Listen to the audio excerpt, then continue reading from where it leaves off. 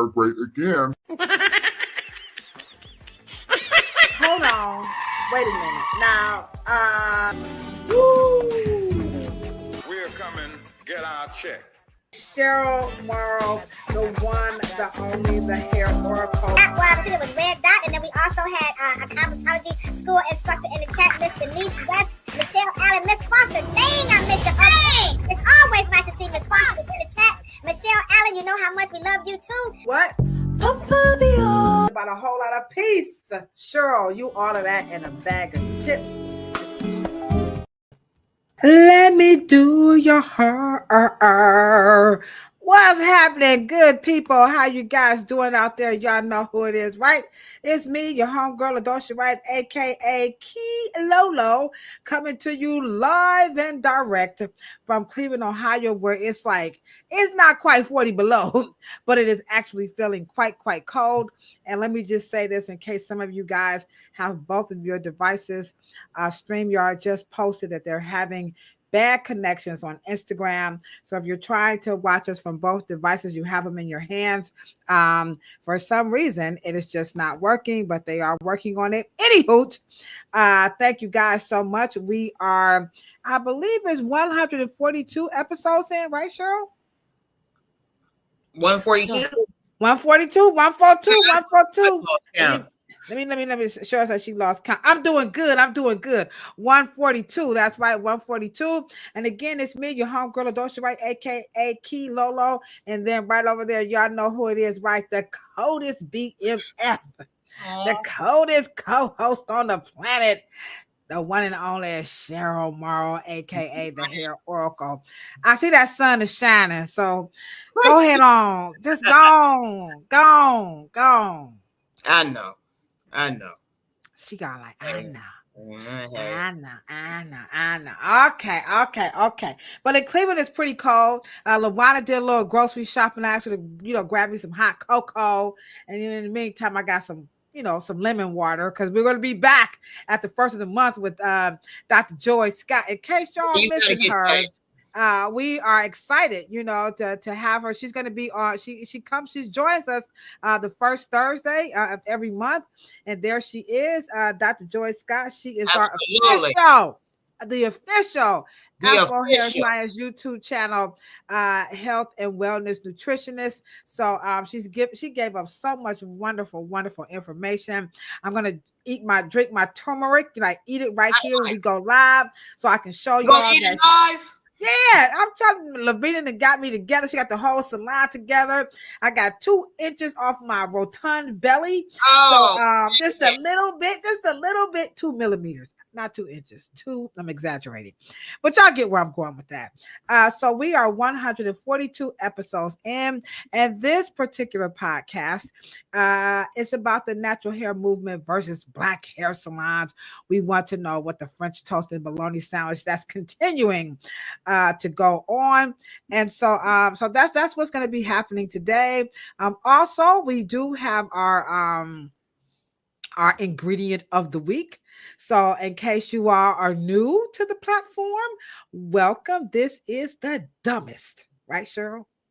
The dumbest. And we do mean the dumbest. One more time, Cheryl. The dumbest. The dumbest shit. I mean, honestly. The dumbest shit that people say about black hair. We gonna bust it up, all right? And our goal here, this particular podcast, is strictly for the consumer and maybe the people who are just kind of, going off. Maybe you might be teetering like Nelly, Snoop, you're teetering, going to the other side. Don't go to the other side of wasting your money. Ha ha. No, don't waste your money. Don't do it. No jigaboo ass. No. Yeah. Don't be a jigaboo. Don't waste your money. It's just hair, guys. And so we don't want you guys wasting money on your hair. And how do we do that? How do we teach the masses? How do we inform the masses about wasting money on hair and hair care products and time and wasting money? I'm a salon owner. I just did a whole presentation about do not waste your money in hair salons. And you will do that if you do the dumbest shit that people say about black hair. Now, other races of people are doing it. But in case y'all missed it last week, we were asking about Homo sapiens. Oh man, come on now. Let's have some fun today. We got some new cousins in the chat. What's happening? What's happening, man? Boss, you see, I gave you a super duper shout out. So in case you guys missed it, people were not aware of what Homo sapiens were. So today we were saying that our consultations and everything were for Homo sapiens, and they were looking at us like they still didn't know. They was like, whatever you guys say. Yeah. So Madam Flair says she's ready for it. Don't worry, because it's going to order another round because it's about to go. All right. Our ingredient of the week is going to be ethyl alcohol. Now, remember, if there is an ingredient that you want, Cheryl, now I'm not Cheryl, okay? So Cheryl said we cannot keep doing these glossary terms, but since y'all just like to do that, we're going to have to help y'all out there. So we could go on forever and days with these ingredients. So this year is about the year of success. And so to move forward in the success of taking care of our hair, right? We got to talk about this dumb stuff so that we can get ready for 2026. So this is going to go by so fast, you guys are not going to know what. Hopefully. It's already Martin Luther King Jr.'s birthday. Come on, y'all. Happy birthday to these 3 years over. Well, hold on. Now, I know some of y'all, love the number 45, okay? So I got a little special video for him. Y'all ready? I don't want y'all, I'm going to tell the truth. This is really special. I went on, because they let TikTok, TikTok is back up. It was out for 2 hours. I believe it was out for 2 hours. I knew they weren't going to shut it down. I said, they ain't going to shut that shit down. But anywho, so I went on TikTok and they had a very special video just for number 45. Here you go, Cheryl. You're going to love this one.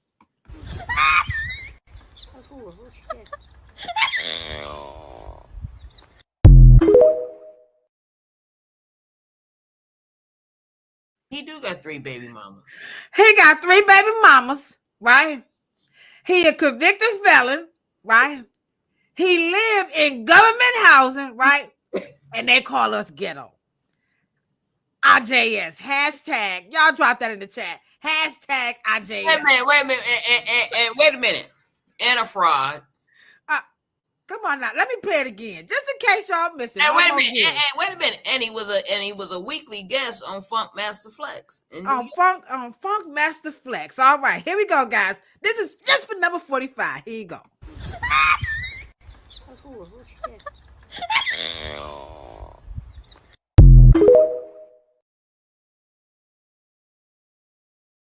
He got warrants. He got 5 kids, 3 baby mamas. Somebody don't believe run out and getting them Jimmy hats. They sleeping with that dude raw. That's nasty. Hey, Donald Trump had them all. Come on, y'all. He is a super hoe. Super hoe. He's a super hoe. You want to say you may not realize it or you may not know, but he is a super hoe. Donald Trump had them all. Come on, y'all. Hey, he is a super hoe. Don't believe in no prophylactics. Run out and get your Jimmy hats. It costs so little for a pack of 3. Get Jimmy hats by BDP. Wait a minute. Can I just ask you a question? Go ahead, ask me a question. If I looked at Melania and she came out the house in that outfit, I would be like, okay, am I about to get whacked? You couldn't think of no colors. She came out 18th century looking like, did y'all read the book called They Were Her Property? She looked like Mrs. No, she looked like she went to a funeral. Oh man, she looked like she from the 1800s. Y'all take that stuff off. We hating. You know what I'm saying? I did not like the outfit, I just saw a little thing. Anywho. But today is Martin Luther King Jr.'s birthday. Absolutely. And so we had a wonderful day in honor of Dr. Martin Luther King. We were able to participate in the women's health fair with Cleveland Clinic. It was absolutely phenomenal. Our speaker was the illustrious, one of Cleveland's most prominent, most relevant African-American civil rights, participant. She was there. She was with Dr. Martin Luther King. She's also just a humble servant. Her name is Cheryl Hoover. And so she gave us a wonderful opening, and her call to task was, if you're going to honor Martin Luther King Jr. today, Reverend Dr. Martin Luther King Jr. today, she asked us to be of service because he was a man of intellect. He had a lot of things he could have done, but he decided to be of service. And I just want to testify. Service. So I thought that was a good charge to task. Also, Yate is not in the chat, but Cheryl and I had a wonderful, wonderful time yesterday. Trish, I believe you was there. We was able to check out her. She has her own podcast specifically for barbers. And so you guys can check her out on Instagram. And again, we apologize, but this is strictly StreamYard is just having some connection problems. So make sure you guys go and support Yate. If she comes on, we'll make sure we give her another shout out. So some shout outs in the chat right quick. We got GG2. What's happening? Trish the Natural. What's happening? LB. How you doing? We got LaWanda Bennett. It's also Michelle Allen. You know we love you, Michelle. You know what I'm saying? My boss, Lovina. Drop them L's in the chat. Y'all know what that's about, boss. On that first Thursday, I'm drinking that turmeric. We got some orders coming in. We have some the staff is ordering their turmeric, their drinks from Lavina. So that's how good Dr. Joy Scott is. She got us together right there on the spot. So welcome everybody to the 142nd. It's called the Natural Hair Movement versus Black Hair Salons. What's going on? And so right quick, I just want to do a quick video so you guys can just get a little snippet of how it went down at the Cleveland Clinic's Women's Health thing this afternoon. And big ups again to Mrs. Lisa Jackson. She put that show together. Here we go right quick. Big ups to Cleveland Clinic's Women's Health Challenge Fair. What's up, good people? It's me, your homegirl, Ladosha Wright, letting you guys know that today the message in honor of Dr. Martin Luther King Jr.'s birthday was to be of service. Myself and my wonderful colleagues at the Reverend Design Team Hair Salon, along with other wonderful professionals at Cleveland Clinic, spent an entire day of giving back and helping out and encouraging women to take care of themselves, and a special thank you to Miss Lisa Jackson.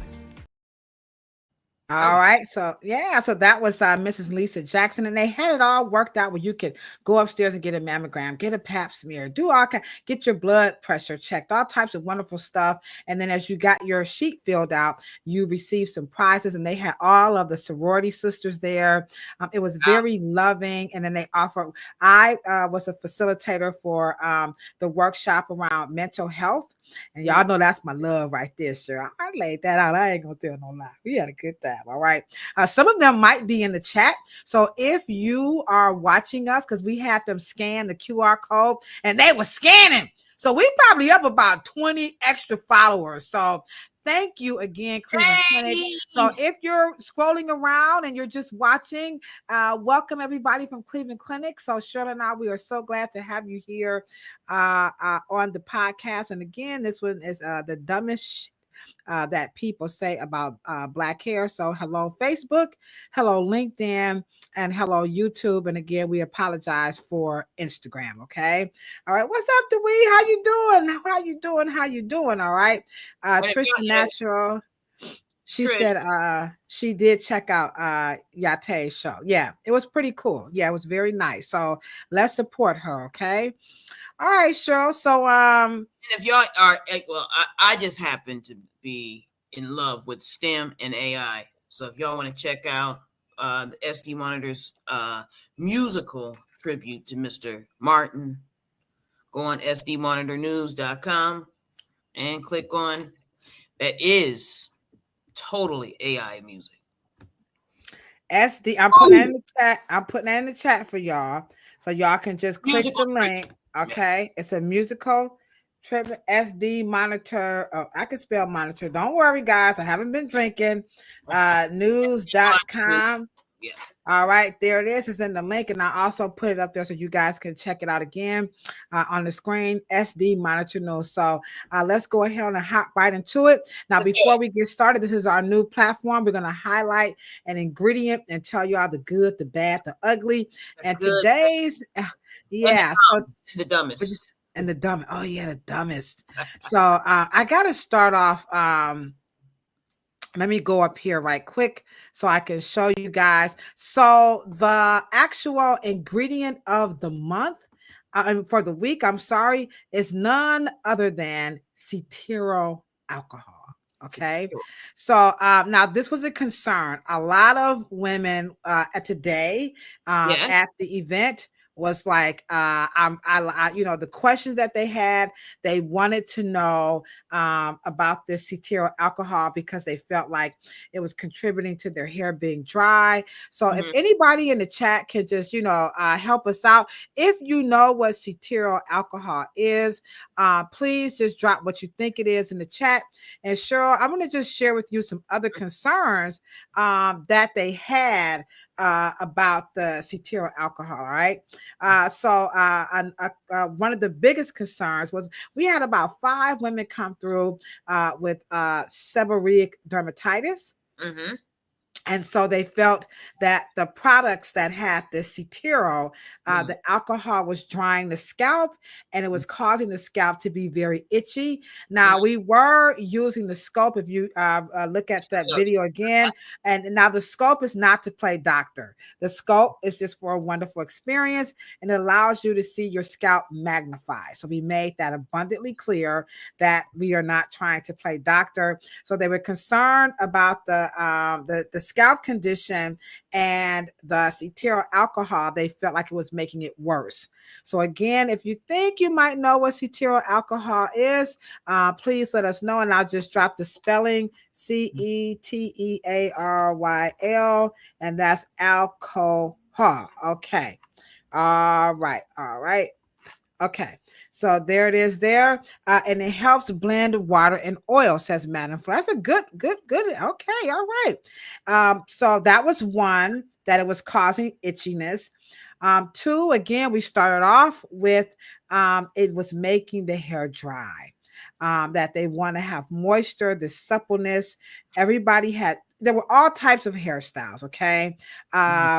So the hairstyles ranged, but it was clear that they were concerned that the cetearyl alcohol was causing the hair to be dry, causing the scalp to be flamed. Can we get everybody's in the chat?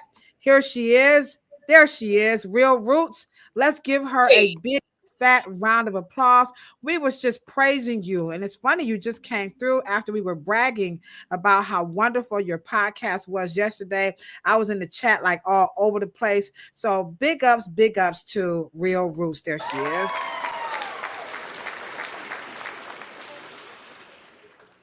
Now, I don't have the time correct because Cheryl did call me and say, yo, we got to check out, Yate's podcast. So I hurried up. I jumped on. It is on Instagram. I think you were on Facebook, if I'm not mistaken. But can you share with us, drop your link or write the name of it in the chat, and I will copy it and post it up. Let's support Yate. Here we go, guys.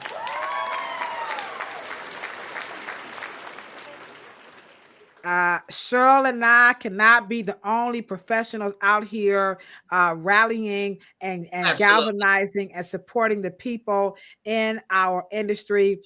She is doing just a phenomenal job. It's actually her barber. And obviously that was her friend. And so it was phenomenal. They just kicked the bobo, a little bit different from ours. And so it's just absolutely phenomenal. If you know a barber male or female. You know what I'm saying? She says it doesn't matter. They're about welcoming people from all walks of life, all over the world. So please go and support her. Trish the Natural was in the, Trish the Natural was in the chat, and we had a wonderful time. So make sure, and Yate, Yate, I said it right. Yate is going to drop the information where you can check out her podcast, and I will be supporting it, and I will be posting it on my social media as well. So Yate, congratulations. Okay. There it is right there. Okay. Female barber talk with Yate. Now that's real specific. And that was getting personal. I mean, it was interesting. I mean, they was talking about how to balance your children. They was they was showing mad love to the baby daddies. You know what I'm saying? Their parents, their grandparents. I mean, this doesn't get talked about. It doesn't. People think we just woke up like this. Making a living is not making a life. They're two different. Come on. So this is specific to females. They were even talking about, did you hear them show? They said the men was like, they didn't want them to cut their hair. Like the men were like, I ain't letting no women cut their hair. And they was like, we didn't ask you. I mean, they were just really like, they got awesome customers, I'm sure. Yeah. So they talk that talk. She says Sundays at 8 PM EST. All right. So, you're welcome, Yate. You are absolutely welcome. We're going to support you all the way. So don't forget, check out Female Barber Talk with Yate at Real Roots TV. It's just that simple. Okay, guys. All right. So let's hop into it. Cheryl, what ye said, let me put up a picture here because some of y'all want to see. So we had some wonderful feedback here about what is cetearyl alcohol. Thank you, Fall Q's. It's nice to see you again. She came through. Cetearyl alcohol is an emollient, allows for moisture retention. Ooh, y'all so smart. Don't y'all love the dumbest shit that people say? I love this. Y'all just don't be messing around. We have another one that came through. Did I lose it? See, y'all be typing so fast. We got to get us a virtual. We need another co-host here. Okay, here we go. Madam Flair. It helps to blend water and oil. All right. So first of all, thank you guys very, very much. And what we're going to be talking about again is cetearyl alcohol. And so what I want to do is show you guys a picture of it right quick. Okay, sure. Let me I got it, y'all. I know it don't look like I do. Okay, hold on. I just got to get used to this interface. I'm sorry, Sean. Let's do it. All right, here it is. All right, here we go. There it is, cetearyl alcohol. Well, it doesn't look like alcohol. I thought it was gonna like a little brass monkey. That funky monkey. Okay, well, yeah. That's just to make it useful in a formula, but that's not what it is. Okay. So help us out. Now I just grabbed this off the, this lookership, not scholarship. Whoop, whoop. Okay. Whoop, whoop, lookership, not scholarship. No. Well, once you, but and what I'm saying is when you put in what it was, that's the form that makes it conducive for formulation. All right. Good one. Okay. Right. But it's not, when it says alcohol, I was looking for something like, something like this. You was looking for what? Yeah, you like that liquid alcohol, That's ISO, yeah. See? There she go. ISO, USO, MISO. Okay, so we're learning already. ISO is not cetearyl, okay? So, Cheryl, I'm going to take this down. Is that correct? Can I take that down? Mm-hmm. All right, okay. So take it away. The dumbest shit that people say about cetearyl alcohol is that it's so the women at the Cleveland clinic, and the women at the Cleveland, they were just guesstimating that it could be these. Well, it was unanimous. We hear it in the hair salons. Yate, if there are any professionals in the chat, please put a yes. We do hear a lot of women that do not want to use products that has alcohol in them. So they'll turn that bottle around like, oh, well, that alcohol dries my hair out. So it's not just, but in general, people are afraid of alcohol, the word alcohol. Yes. It's okay. That's even better. The word alcohol. Thank you. The word alcohol. Right. Have you guys ever heard of fatty alcohol? Fatty? Okay. Cheryl wants to know, has anybody ever heard of fatty alcohol? Right. Lipid, because that's what they are. They're to add, like one of the ladies said, it either. Okay, so Madam Fleur said yes, she has heard. Madam Fleur, you smart. I already knew you was gonna say. You probably Cheryl's cousin ain't gonna say nothing, but it's okay. So, and since Madam Flair and all others know that it is fatty, and obviously there's no water in it, right? And so, and I'm curious, what products are they using? Is it a moisturizer? Is it a conditioner? Is it a shampoo? Well, they're seeing it in leave-in conditioners. They're seeing it in conditioners. So things that they're and some of their styling products, they see it, so they feel like when they do their twist outs. We saw a lot of is it called latch hook? Everybody got a different name: crochet, latch hook, tree braids. They keep changing the name, you know. So the service where you add the hair with the hook. So you had those. So mostly your braid styles and your 2-strand twist styles was concerned about seeing it, in the shampoos and the conditioners, particularly the leave-ins and their styling products. Because it's oil and it's oily, it's fatty. And so I don't know how that conclusion could be drawn to how it makes something dry. Well, they don't know. That's what we're here, because they don't know. Yeah. No. And because you're using something to moisturize, how did they come to that conclusion? The word alcohol. Oh, they think it's rubbing alcohol. Okay. No, I'm asking you. Yeah. So I assured them that is not the type of alcohol. So they wanted to know, why is it? Then why does it say alcohol? Smarty pants. Okay. Well, so you think that in terms of all the dumbest shit that people can say about anything, they just have a lack of knowledge of what alcohol is. They don't know that alcohol is just the fatty part or the oil part of a natural, because cetero is more meaty and it comes from oil, right? My guess is that when people just naturally come up to either the alcohol they're drinking.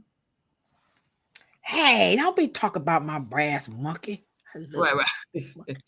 And so what you're saying is they just hear, they don't look it up or anything like that. They don't know that there's different spectrums. So we're talking about a spectrum from all the way from big, huge molecule, big poly chains that make things really fatty and really large molecules. And then you have the real ones that are so small, they're like esters, or they evaporate. And they're talking about the isopropyl alcohol, rubbing alcohol, that is more of the spirit type of alcohol. And so they're saying, if I put rubbing alcohol on my skin, then that's how all alcohols work. Right, because a lot of concerns about the tightness, the the itchiness. When you use alcohol, you do get those types of sensations. So that's the other thing that was concerns, was how the scalp actually feels. And then, like you said, you see the term alcohol, being used interchangeably from drinking alcohol to rubbing alcohol, and now you have this cetero, this isopropyl. So alcohol is a term that's I don't know. Right, but it's a spectrum. Okay. Alcohols that they are talking about, they're never putting on their hair and scalp. Okay. They're only putting it on a cut. They're only putting it in, and all alcohols don't burn, because still, you go to the fatty ones, anything fatty, motor oil, essential oil. Motor oil, real big. Essential oil, real small. The real small ones are the ones that burn. And it's funny. We did have a woman say that she was using straight tea tree oil on her scalp, and she talked about the burn. Now, this is not our lane, guys, but Christian did encourage her to not use the essential oil straight out of the Nothing little. essential. Nothing essential should not go on the skin. Nothing essential. They're too small. They're so small. And in the distilling process, you have the big ones, okay, that are made. They have the most viscosity. They have the most high heat levels. They're made to support moisturization. They're fatty. They're lipids. Big, huge molecules. Big, huge chains. But when you start distilling them, you start making them smaller. It's almost like having an iceberg, and then you have ice cubes, and then you have snow, and then you have water, and then you have steam. Steam is what once you take the water down to its most smallest molecule, that's when you start feeling the sensations on your skin. You don't feel the big ones. Okay, the big ones, and you have, let's just say you have, big fatty oils. They're really your crude oils and your motor oils. They're so big, but they have high burn point, meaning those are the oils that you put in machines. Okay. Then you have And the petrolatum, gasoline, duh. And then once you get smaller and smaller and smaller and smaller, then they get to from industrial grade to cosmetic grade, then food grade, and then we keep thinking that you have the essential. But the essential, what do all homeopathic and naturalists, what do they tell you? You have to put essential in a carrier oil. So there she is. Come on, let me get Madam Flair bigger. She was already on the show. She was, that's your cousin. I know it. Don't say nothing, Madam Flair. I ain't gonna get jealous. Okay. Okay, we got the de facto cousin in the chat. Let's give it up, y'all, for Madam Flair. She's rocking it out with Cheryl this evening. Come on, girl. Holla at your girl. She's kicking the ballistics. So she said they don't understand. And this is our goal. We want to empower you. We don't want you guys wasting money on these things and you don't know how to use them. You probably don't even need this stuff. Right. Okay. And what is the best carrier oil? Does anybody know? I don't know. What is the best carrier oil when you are using essential oils? I'm with you, Michelle. This is why I like this podcast, because it really this is the dumbest shit. You know what I'm saying? But I like to stay in my lane. If I don't know something, I'll be like, "Hello, may I speak to Madam Flair? Hello. Cheryl, Morrow, please." Yeah, go to the people who knows what they're talking about. Anybody knows what a carrier oil? What's a good carrier oil for an essential oil? Because Michelle Allen and I, we back here like, duly noted. Me and Michelle. Hey, Michelle, I know you at home like this. Look. Okay. Okay. All right. So we got Michelle Allen says, all right, olive oil could make a great carrier oil. All right. Then we have Madam Flair says she likes, where'd it go? We got castor oil, real roots. All right, y'all coming on through. All right, Madam Flair says she's like jojoba. Come on, get me, Cheryl. Okay. Jojoba, like I like El Cajun, but it's really jojoba. But I be saying jojoba, but it's jojoba. All right, so these are the carrier oils that the chat has said these are pretty good for essential oils. And what you say, Hair Oracle? You guys named all food oils, and they're not the best. Okay. Oils, they're not made for cosmetic use. Okay.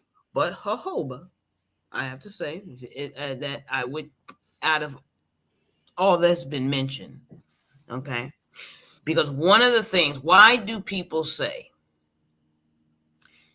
fried food is bad for you? Because it clogs your arteries, when you eat it and it gets a little, I guess, impacted or something, and it so and what is that? The free radicals, like your body can't process it because it's so sure, like no kilolo. Okay. So, okay. Like they say, fried food is bad for you. I know, Right. huh? No. I was saying, okay. Okay. Well, I guess my point is that you should not cook with olive oil. If you are, I know people say that, but you want the most body to the point where, because you guys are going to be frying chicken. The only issue is that if it doesn't have enough body for the heat that you're going to apply to it, then it turns the oil bad. Mhm. And it turns the food bad. Now, because of course you can eat potatoes and potatoes are good for you, but French fries, because it's going to be submersed into what? Canola, vegetable, and olive oil and all of that stuff. But the best carrier oil has to have enough body to offset the causticness of an essential oil once it's applied to the skin, right? And unfortunately, it's mineral oil. All right. So there you have it. Mineral oil is the best choice out of all of them. All right. So let me put this up here. All right. It's a good one. It's just jojoba doesn't have it. Still, it doesn't. And of course, that's a good educated guess. I mean, because jojoba does, they say it mimics sebum. The problem is that sebum is waxy and jojoba is oily. I hope that makes sense. All right. Hold on. All right. The chat is like, all right now. Okay. We got her cousin, Madam Flair is kicking the ballistics, but Cheryl says for all poops and giggles, number one, leave that food alone. The castor oil and your coconut oils are not going to be the good thing because what you say? Because they're food, okay? And you don't want to mix food. Food grade oils just they can't stand up to the heat you guys apply to it. Then when you guys don't use heat. When you guys go cooking it, they don't have enough body to. And what if they don't cook with it? Maybe if they're just doing a twist out, they're well, that's the, and let me just say this: if they don't have enough body to withstand heat, then it conventional scientific logic would be they are a food grade oil. They make your hair stink. All right. I was just trying for her to get there, but I'm key low. I'm just gonna go ahead on and break it down. Go to industrial cosmetic. Don't ever go down here to food. Okay. Stay with industrial.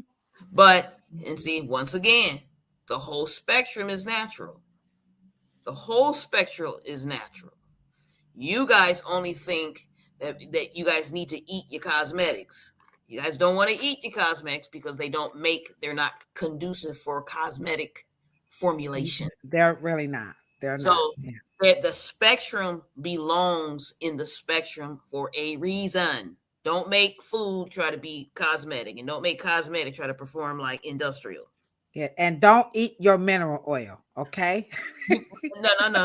But you can, because I mean that kind, like the baby oil. I meant that kind, the cosmetic kind. Well, the baby, right. Yeah. But right, okay. At the end of the day, if you're gonna eat it, stick to food. All right. Okay, guys. All right. We here one. What about jojoba? Has low density, making for penetration. What about now? That's not okay. All right. Okay. No oil penetrates. Okay. No oils. No oils are conducive for penetration or absorption, because absorption and penetration are different. I know what you're saying. I get what you're trying to say, but oils, unfortunately, they're too big to be absorbed because the skin does not have a mechanism. Skin does not.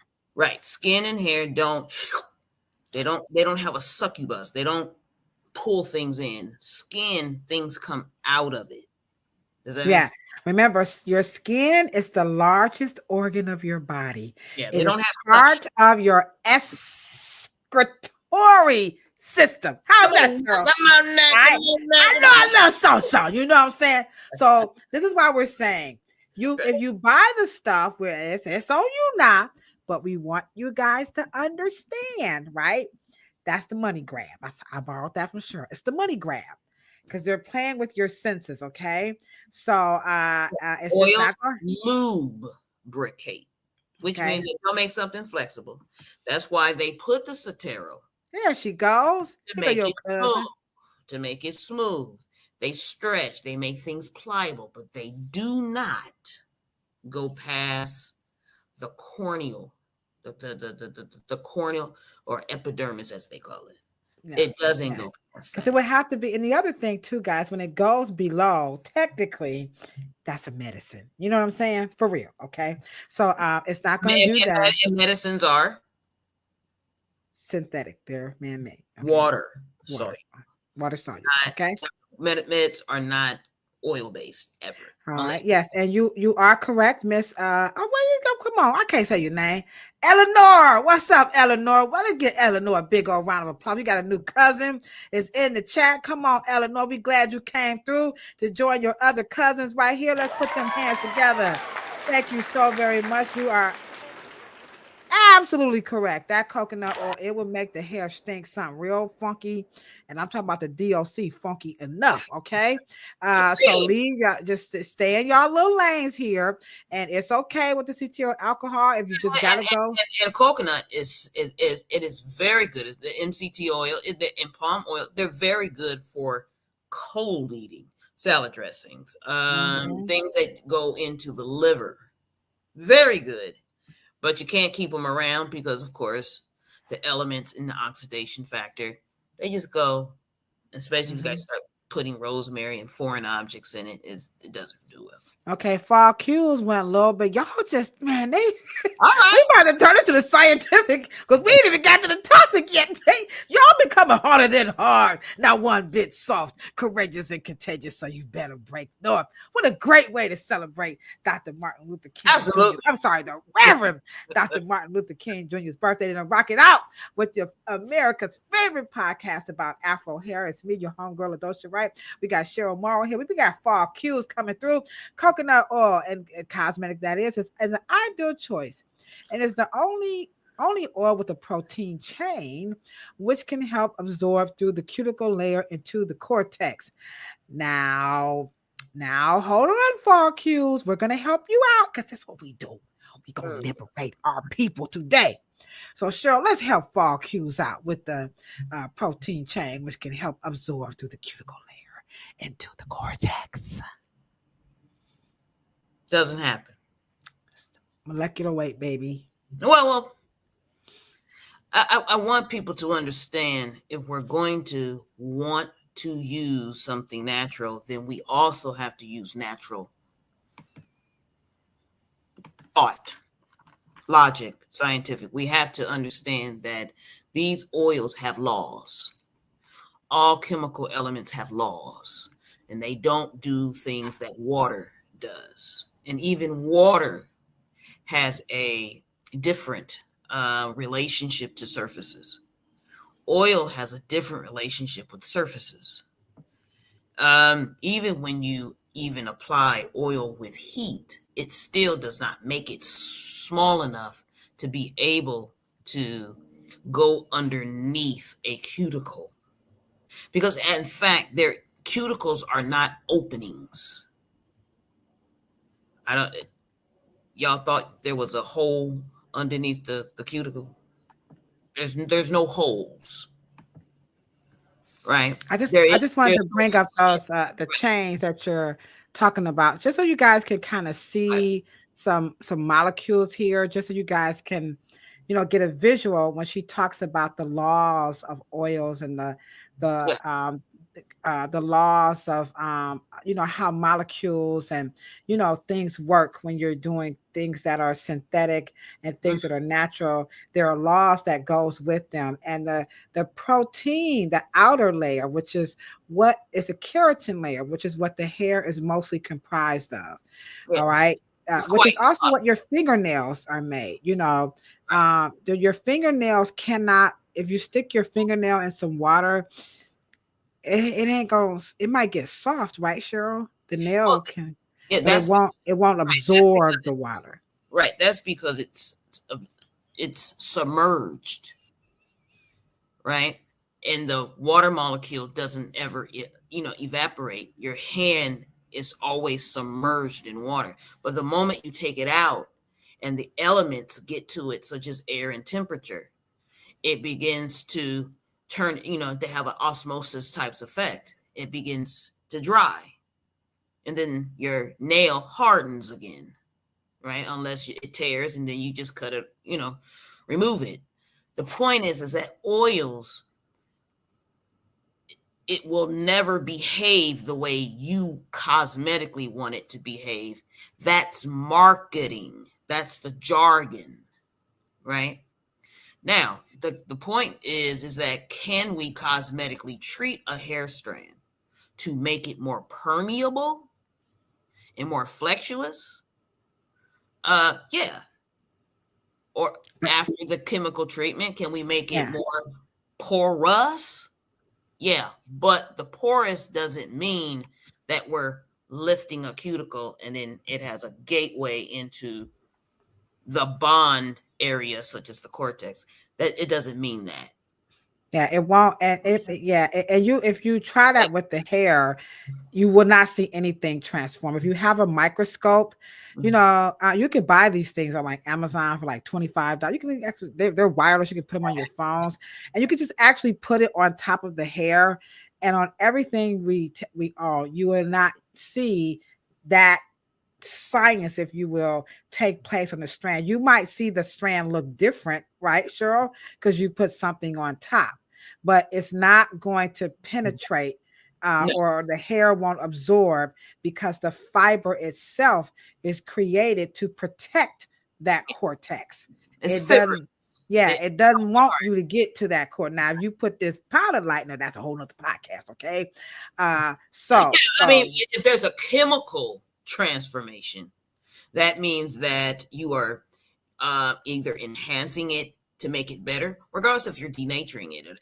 It doesn't make a difference. You're making it create a different form and function by changing the composition, either cosmetically, but the problem is that you're not ever changing the genetic makeup of it. Yeah. So if you don't use a chemical with a very like high, pH, it's just probably not going to low pH. Yeah, low. Yeah. It's like something curling it, high pH, you're elongating. You're right. Yeah, right. First you go. She says, "Oh, come on." I'm sorry, guys. Well, we can hear you. There it is. Okay. So then a straight chain monosaturated fatty acid, which is a coconut primarily, is. And so what? Yeah, it is just that. It can't. No, I don't understand the statement. I think she's trying to get you to finish the sentence. So if it's if the coconut oil, I believe that's where we were, is a mono. It's a food that is a straight chain monosaturated fatty acid, which is what she's saying that is what coconut oil primarily is. Okay, I got you now. Sorry. So she's saying coconut oil is basically a straight chain monosaturated fatty acid. Girl, y'all just saying which most fruits are. Right. And so she's saying that the molecule makes it easier for absorption in your stomach. If you eat it, you got to eat it. Right. See, surface cosmetics, if it doesn't have a pH chemical metabolic process, then the hair can't use it. And what is a metabolic process? Your liver, a process of heating it, which micronizes it and then distributes it to the organs and makes it smaller. But that happens in your liver. There's no mechanism on the outside world to make that happen unless I either cause heat in a pH change or a chemical service to create a chemical metabolic process. I have to have a bolic. I have to cause something to happen. Naturalness or taking something natural does not by virtue have an anabolic, catabolic, or metabolic process. Something has to happen to it. And that's why we call that alchemy. So we're making the molecules change from 6 carbons and 6 electrons and 6 whatever. How does it change it? Yeah. And just laying it on my skin and hair and doing that is not enough to cause that to happen. Right. We don't think you're making it up at all. As a matter of fact, we know you're not making it up. Trust me when we tell you. And this is why we're having a very detail oriented. So when you go back, because you can check scientists loves a good, like, oh, well, you didn't include, or now that you mentioned it. So scientists loves this type of jargon. Okay. So if you take it back to the and to if the they're talking scientists about how it interacts in your stomach and your gut and your liver, yeah, then they're right on course. Apply it to what it behaves cosmetically, because the cosmetic level is void of a bolic process or a catalyst.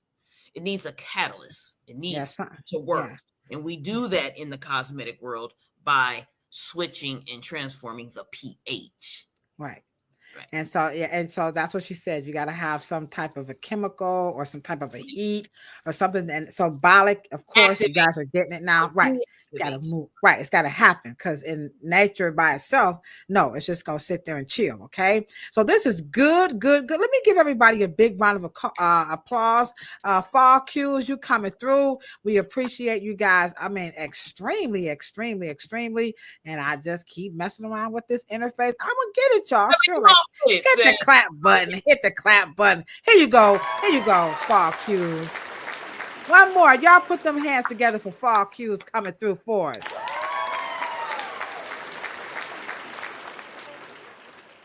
All right, so let's hop into the topic today. Again, it's the natural hair movement versus black hair salons. This month is this year actually celebrates 25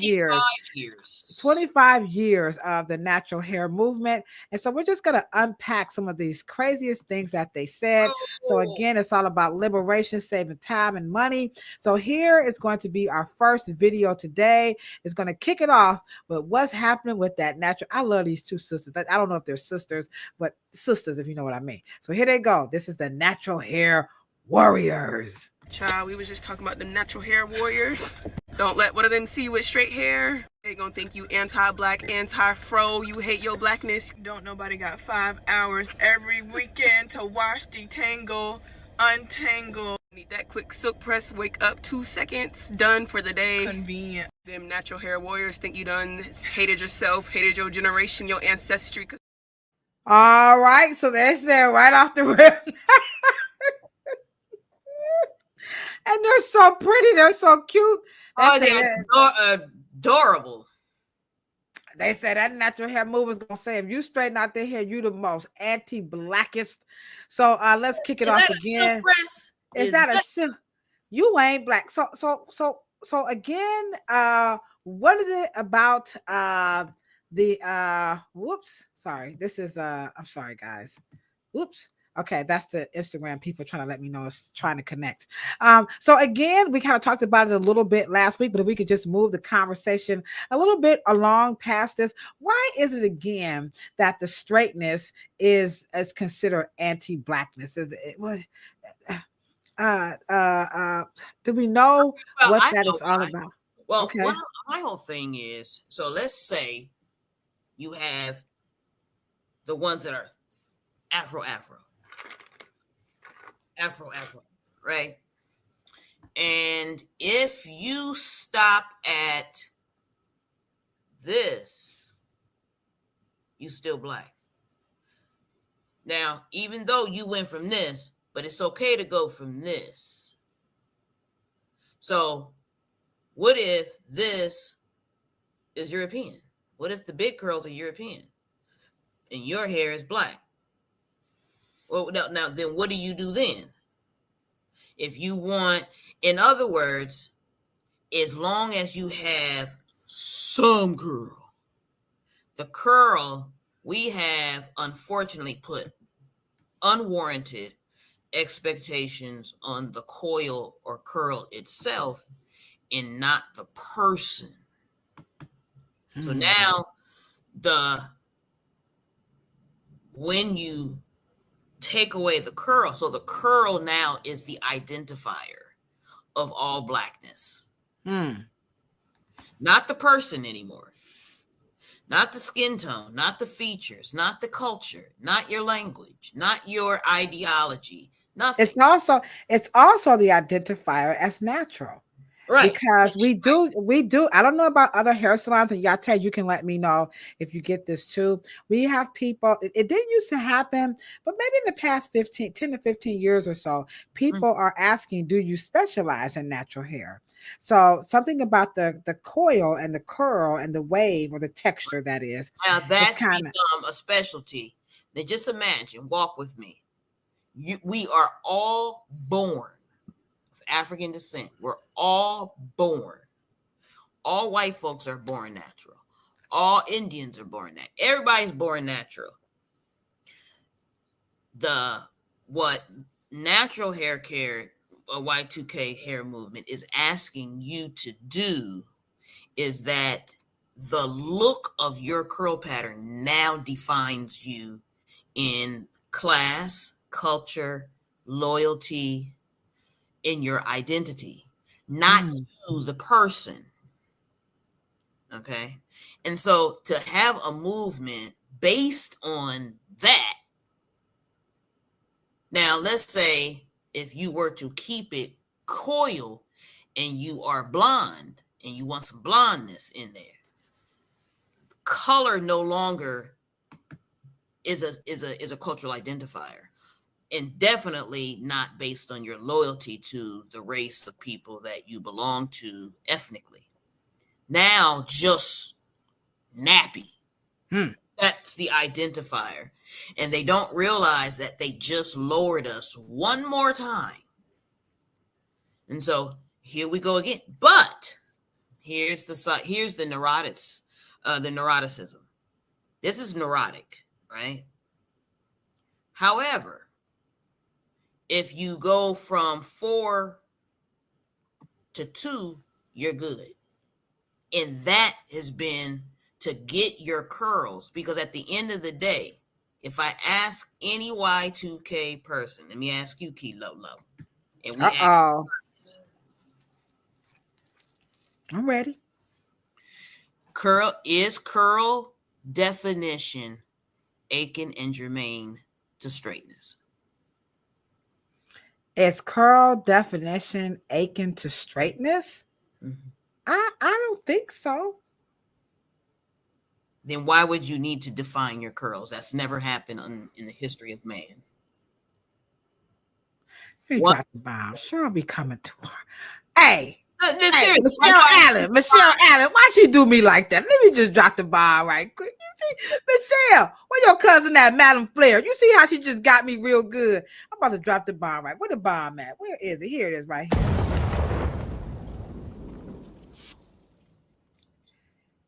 But they want you to define your curls and say, my curls can get, if they get close enough to straightness, but not all the way straight, I still can get my black card. But they're so obsessed with curl definition. What is curl definition? Curl definition is that you look biracial.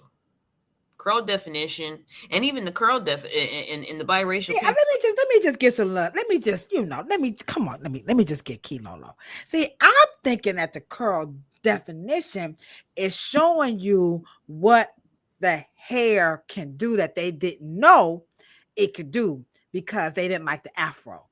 Like when you were a lot of kids hated the afro. They hated because it was poofy, but they hate afro-ness. It was so cute, Right? They don't like afro-ness, but if the curl goes towards the number 1 slot that they hair typed as straight hair as number 1 is always top dog. Number 1 is always most desired. Number 1 is the best ideal. Number 1 is the best set of circumstances. 1 is the coup de grace.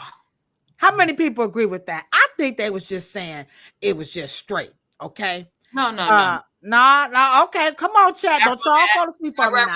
Afro-ness in their mind is hopefully. Oh, I get it. I had a light bulb. Oh.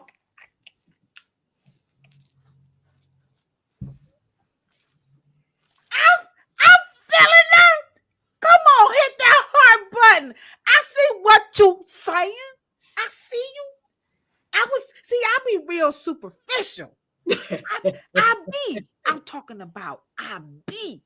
See, yeah. I was thinking that they meant like it's just representing straight. But now that you put some more content, she put a little bit more meat on that bone. Because I see what's happening with the psyche. Right. It's right. It's a psychological. Are y'all feeling this? Hit that thumbs up button. Right. She kicking the Willy Bobo. Okay. All right. Feeling it. Chat says. So, right. And think about it. What were white people doing in the 70s and 60s? Because you couldn't have no real down black power, funky, fresh afro unless that shit was nappy. It had to be picked up. So white people were trying to they was trying to tease it. They was trying to wet set it. They was trying to arm it, and then get it real curly and shit. And then it was round, and then that's when your shit was bam. All right. Now they go the opposite way to have it afro. They want Hey, fall cues. I have asked that question over and over again. It already do that. Why y'all paying for Nah. See, fall cues. Why they do that, fall cues? I keep fall cues, though. Fall cues.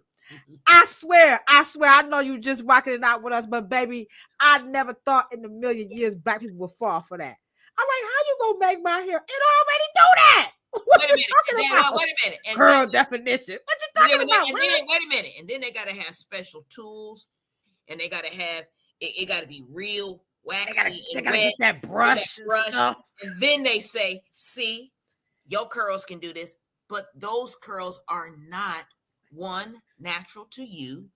Two, it mimics other types of other races of people. You need assistance. Now, the point is, but then if you apply heat and you make it straight, you're white folks. See, acculturation. Right. You know, if you 10 over here, right? Afro, right? Boom. You go to 5, you're still black. All right. You start going to 1 and 2, you're not black enough. They don't want to go all the way there now. And if they do, they like, I just that is neurotic. People are looking for a straighter curl look. Okay, Gigi. See? Gigi, it just hit me. We've been rocking this podcast for 2 years, and I've been secretly seething over here like, Cheryl, get on my nerves with that shit. You know, that ain't what they mean. But I get it now. I do. I get it. Right. And I say, why don't you guys take the stigma off of all the shit? It doesn't matter. All of it's Afro texture. It doesn't matter. Straight hair is a form of Afro texture. It just doesn't have any more coil in it. Right. That's what Madam Flair said, because we need to mind our own business and drink our water. Here you go, Madam Flair. But the Y2K was built on the fundamentals of neuroticism. They're neurotic. All right. Double standard. And my whole point is, I understand. But now that we are 25 years in, the implications, the economic implications, the spiritual implications, the cultural implications, and the psychological implications came at a price that now we're stuck. Right. Natural doesn't allow us to do anything, doesn't allow us to innovate. We can't say what we want. It took our choices away. It took our black card away if we wanted something the way we wanted it. But that's so anti-Afrocentricity. Yeah, because they don't understand that they're outside of the The Because now they like African me now. One thing that we kept hearing throughout the whole thing, today. the whole entire thing today, and if I could take some pictures and not show their names. Unanimous. I wish Chrissy and them was in the chat.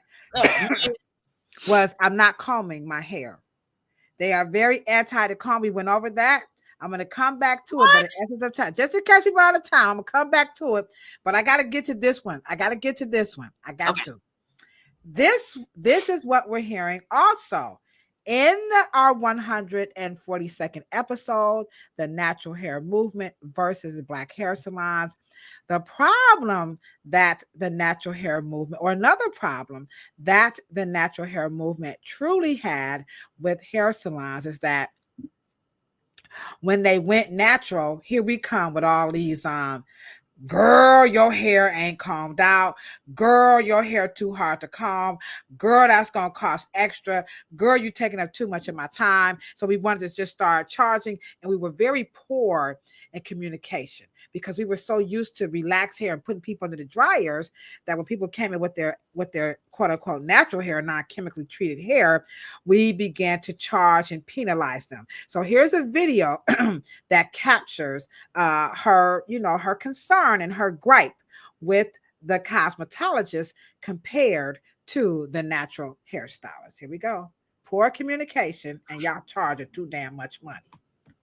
It's been 3 years since I've been to a hair salon, and this experience makes me not want to go back to another one. Before I even got to sit down to get my hair washed, she started talking about, oh, I'm not going to be detangling your hair for hours.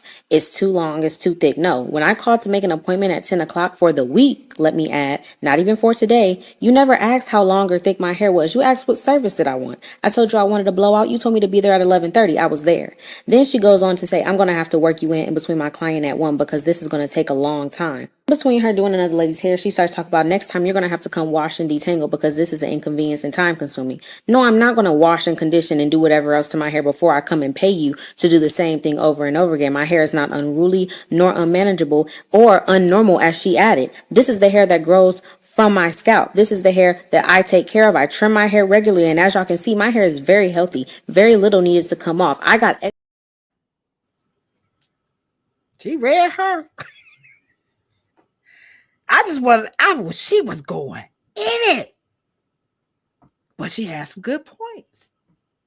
But she has, now, out the chat is y'all going off. Y'all like the Bismarck, Cheryl. They going off in the chat. Okay. Wow. Yeah. What was she doing at a white salon? That was a sister doing her hair. No, ma'am. Ooh, y'all going so fast, I can't even get through it. No, ma'am. That was a white woman. You didn't see. I wouldn't know how. Let me show it again. That was a sister. Hold on, y'all. Wait a minute. What's up, Ephraim? I see you coming through. You got another hairstylist coming through. Let me just show. I'm just gonna show a little bit. Let me see. Hold on. Here she go. I gotta see this. Maybe. It's been 3 years since I've been to a hair salon, and this experience makes me not want to go back to another one. Before I even got to sit down to get my hair washed, she started talking about, oh, I'm not going to be detangling your hair for hours. It's too long. It's too thick. No, when I called to make an appointment at 10 o'clock for the week, let me... Okay. Okay.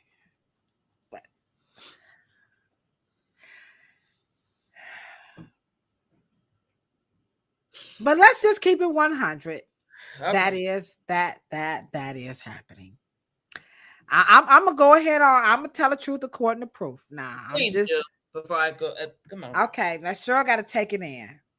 I do. I see it. I missed it. I did. I missed it.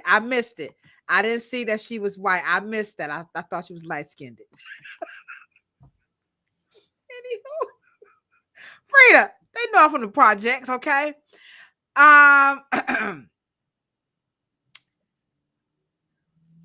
So Eleanor, okay, this so packed. I don't even.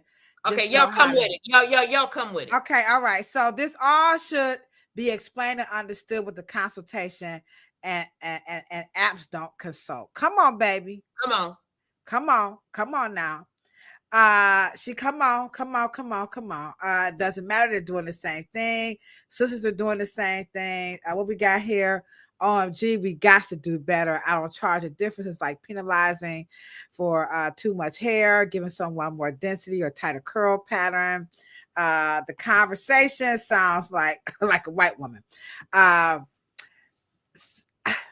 So I'm gonna go on up to the one with the comments. There's too many chats coming through for me to, I can't find it. But I'm liking the consultation. All right. Whether you're going to a natural hairstylist or a cosmetologist, okay, or a trichologist who's going to do your hair, or a barber who's going to do your hair, the consultation is key. Mm-hmm. Now, I'm going to say that the onus is on the caller to inform the technician the needs of the hair. And it's the onus is also on the technician to ask about the hair, because it is our job. Because sometimes people don't tell you. So that to me works both ways. So thank you, Wike. Hold on. Wike said, stop talking. And Cheryl, Wike said, tell them to do this. And y'all doing it too. We appreciate y'all. Y'all hitting that thumbs up. They're doing it, Wike, but she says, do it again. Here we go. Pump me on. Pump me on.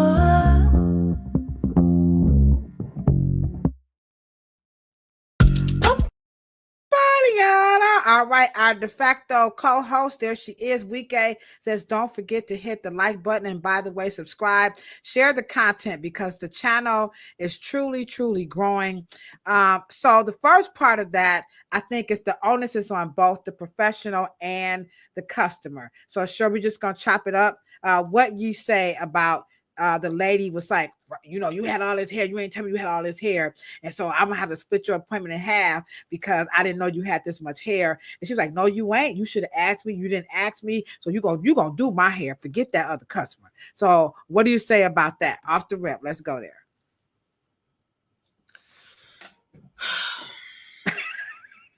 I'm sorry. Eleanor. I'm sorry, y'all. Well, first of all, in the era of, now we're 25 years in, the customer should be aware. And I think that she was aware that she should have volunteered that information, because she had an attitude and she was trying to act as if. And because one of the things that I believe that, because there is a flux of the natural hair making their exodus back into the hair salon, I do think that there are a new set of rules, because they are coming back via, one, they want their time. They want these styles, and they do realize that there takes a professional. I do think that they realize that combing and the struggle. The key here is that I want you guys to understand something. You guys are not, Y2K is not the same generation as the Afro going into the salon, the Afro going into the blowout, the Afro going into cornrows, the Afro going into press and curls, the Afro going into the relaxer, and the Afro going into the curl era, aka the California curl, Jerry curl, whatever. You guys are not the same people. The Afro era that transformed into these other trends were people who were highly coiffed. We had a technique that even how to comb the hair. The Afro movement of 1964 to 1973, they were not the same anti-group of generation like this generation is now, that they are coming to the salon needing and wanting solutions and things to be easier. So, and partially, I would probably say we're about 40, maybe 35 to 40% of the hair labor force now. They are from the older end of the millennials.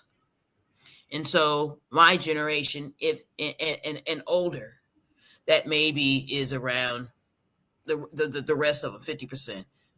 Either we have not taught them the consultation style, but we remember people who had their hair combed coming to the salon. I am not of the era that you want me to do your part that you should be doing all week at home. So this is actually very culturally new. And because just because I'm from your culture and I look like you in the face does not mean I'm from your class era. And we need to make sure that we got to sit down and maybe that phone call, because the question is odd. And I want you guys to realize this question is odd, and it will always be odd to a professional hairstylist. And this is the question. Do you do natural hair? That is the most fucking oddest question to a professional who has done hair over 20 to 15 to 20 to 30 years. Where do you think it started? There was no in the homes other than you did the French braids. There were French braiders who did, but at the end of the day, all of the covenant of beauty culture was in a professional setting. So the questions, and you guys got to give, if you want us to give you grace, you have to let cosmetology catch up, because we have not heard of such things that you guys are talking about. Yeah, this is definitely what they call it, a conundrum. Okay, and it's an actual cultural shock. It is. Excuse me, the Reverend's design team. How can I help you? Yeah, do you guys do natural hair? I don't even know what to ask. I'll be like, ma'am, is your now, and I want you guys to understand. What if anybody? I'll give anybody anything free if they can answer this question. What was that question 30 years ago? Excuse me, do you do natural hair? What was the question? What did we call it? From 1990s, early 2000s, what did we call it? 80s, 60s, 80s, 90s, what did we call it? Come on, Afro. Come on, Yate. Come on, Trish. What we called it back in the day. Come on now. Thank you, Miss Taylor. Come on. I see you, Miss I see you. Right. Miss Taylor Hatley is new. That's our new cousin. Come on, y'all. Big round of applause. There you go, baby. Looking good. Read it, because that's where that is part of the problem. Yeah, you looking real good too with your fine butt. Okay. This is Taylor Hatley. This is our new cousin. Y'all be nice to her because she broke it out as Cheryl has answered the question. Back in the day, 78, 89, 88, 90. What did they? What was that 91, question? 92. You know when TLC and them. Y'all know. Come on now. Janet Jackson. Right. What was FloJo? Y'all remember? Come on now. Come on. Felicia Rashad. Oh, what did you call it? Allen. Come on now. Come on now. All right. In the meantime, this chat on fire. Y'all some. What did they call it? All right. Okay. Hold on. Let me come on. We're going to get back to your question. Don't leave us, Taylor. Hold on. All right. Here we go. I know Taylor knows. All right. Come on now. Come on. Here we go. Come on, y'all. Here we go. Where you go? Where you at? Where you at? Miss Abdullah, the lost your thing. Here you go. Do you do? Can you just do my Come on now. Can I get a perfect what curl? Was it called? They called it and they said, I want a perm, I want a this, and then the question would be, is your hair, what was the equivalent of that question? So when you guys, when the Y2K say, excuse me, do you guys do that? What was the question that we used to ask? Is your hair virgin? That was the equivalent. So, because after that, we ain't never, it's all natural. Come on. 1965, it was all natural. All of it. No, was it virgin Or did you already have some chemical treatments? So what was we working with? Right. That's all we wanted to know. Was it virgin hair? To say natural, we like, you mean some goddamn ponytail, some shit we used to do when your ass was 10? Like what? Come on, man. Listen, that's the funny part. Taylor, Eleanor, check this out, right? Ephraim gonna tell you the truth. Real folks gonna tell the truth. Can you do my hair? Here's the thing, right? If we say, hey, you don't need to touch up, just go and watch you to put it back in the ponytail. You're good to go. I'm gonna tell you a story. One woman told me she came to a natural hair festival, which I call a psych session, And that no natural hair shows was a psych session. So she came. She had 3 beautiful children. I mean, they was gorgeous. And so she came. Her hair was toe up, just crazy. And so she asked, "Excuse me, I want to ask you a question." Can I ask you a question? I said, "Yes, ma'am." She said, "I just been, ever since I've been natural, I just had some difficulties, and I have just not really been on. I just really haven't been satisfied." I said, "Oh, okay." I said, "Let me ask you a question. Are those your children?" She says, "Oh, yeah." I said, "Their hair is gorgeous. Who does their hair?" She said, proudly, "I do." And I says, "Well, ma'am, I would like to talk to you afterwards because you need to get out of the natural hair movement. Because there's no way." I said, "Is there any reason why you can't apply the skills that you applied to your children, you can't apply to you?" She looked so like, yeah, you're in a cult. Yeah. You're in a cult. But Eleanor, you got me over here. Oh. Eleanor, I know you, baby. You're my cousin. That's our cousin. Y'all better put your heads together for our cousin.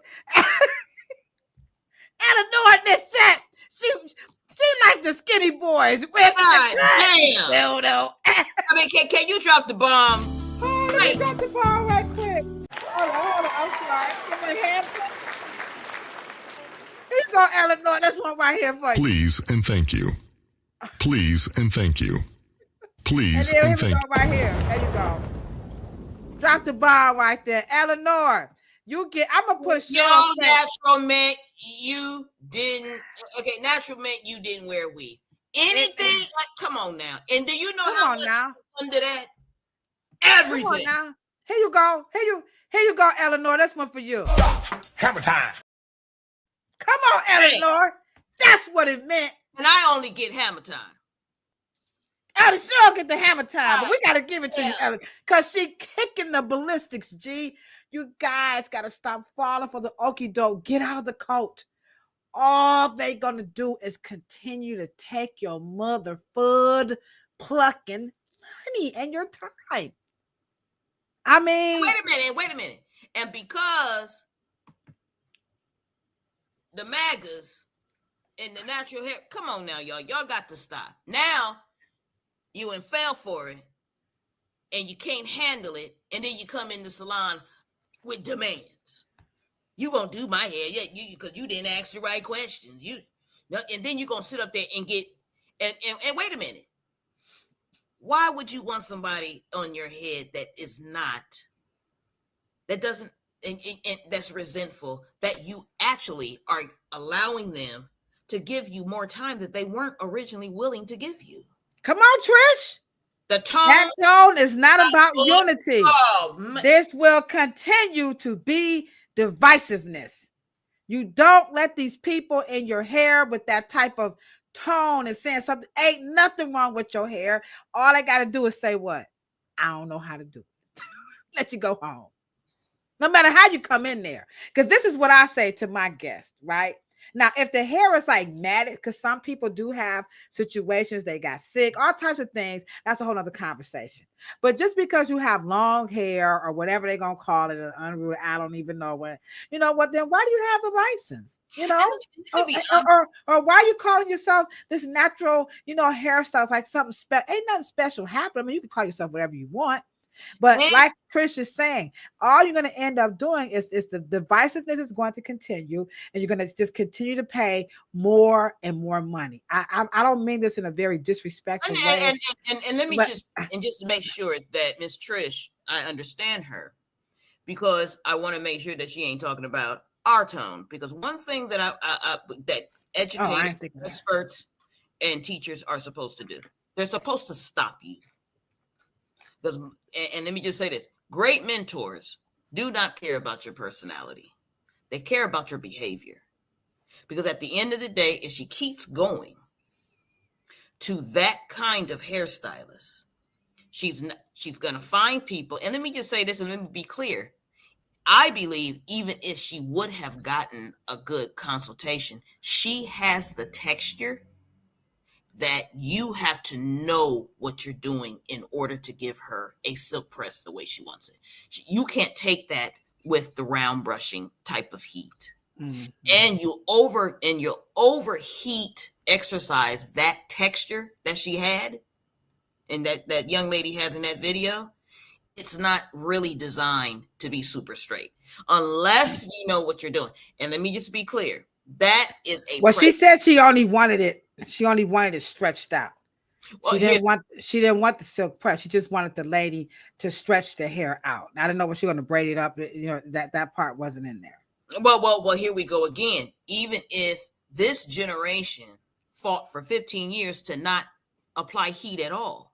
So she has been wearing, and one of the things that I teach in Afro Hair Science, her texture could use some heat therapy, which would make the texture a lot more conducive for the styles that she want to do.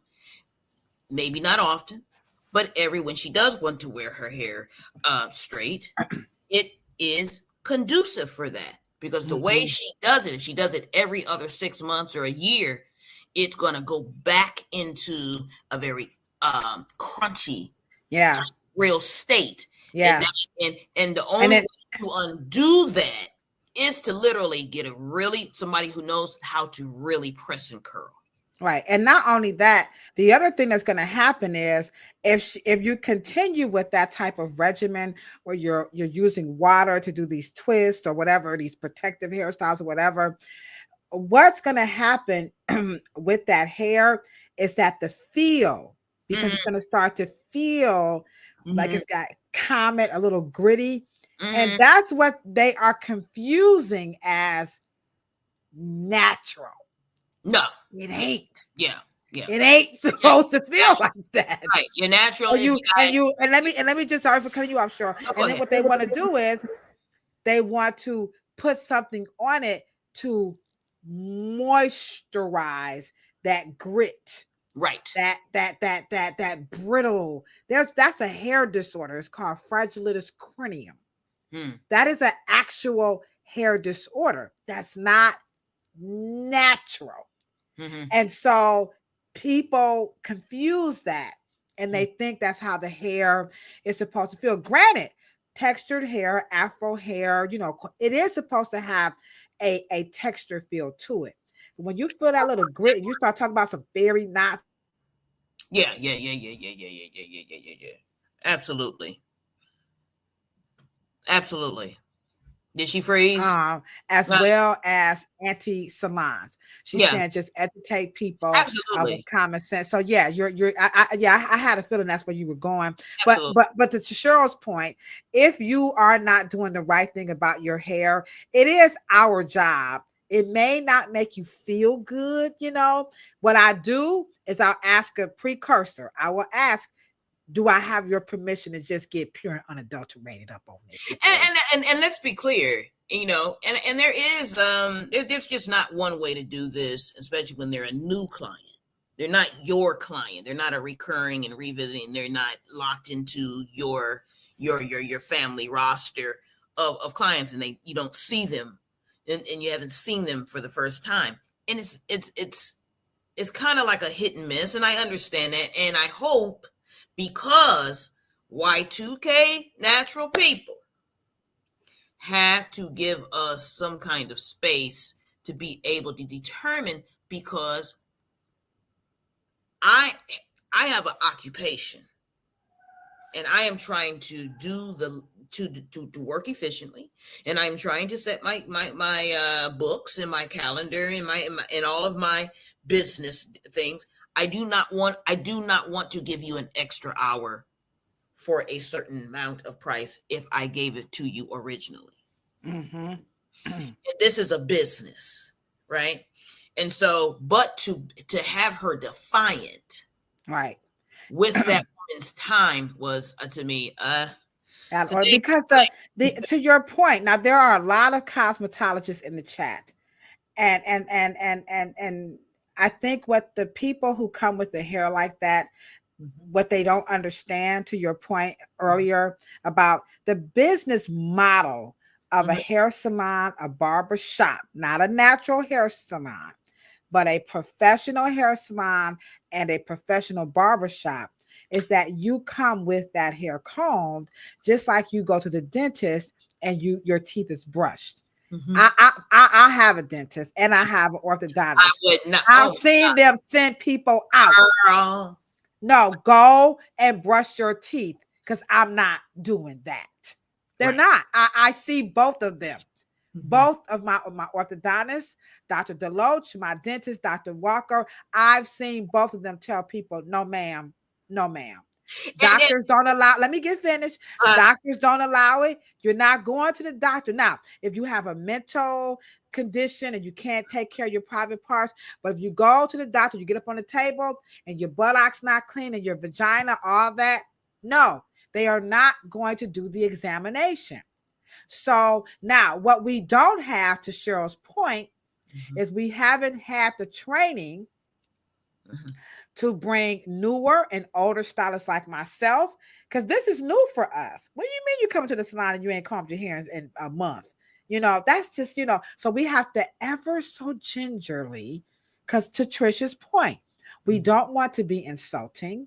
We don't want to be condescending, but we cannot, to Cheryl's point, we cannot overlook, nor can we condone the practice of not combing or managing, whichever words you want to use, your hair. That is unacceptable for all cultures of people, all textures or whatever.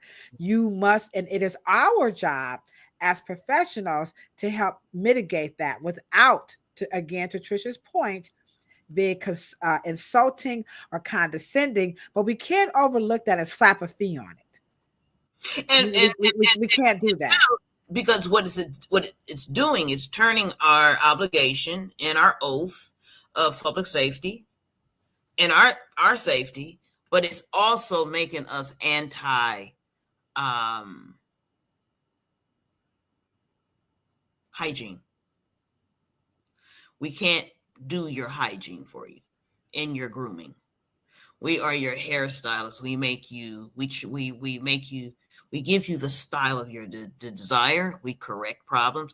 But if you're going to, because let me just say this, if you are a clinician client, that's a clinic. And so I do know that I will probably be spending 2 hours on you, right? But that hairstylist needs to know that. They need to be prepared. Because I'm gonna tell you one thing. The reason why, and as a salon owner and salon mentor and business model developer, let me just say this: I would not pick a certain hairstylist for that kind of transition. I would make sure that that you do them early, because that is very physical. Yeah, that's what we call it is the term we use is labor intensive. Yeah. Yeah.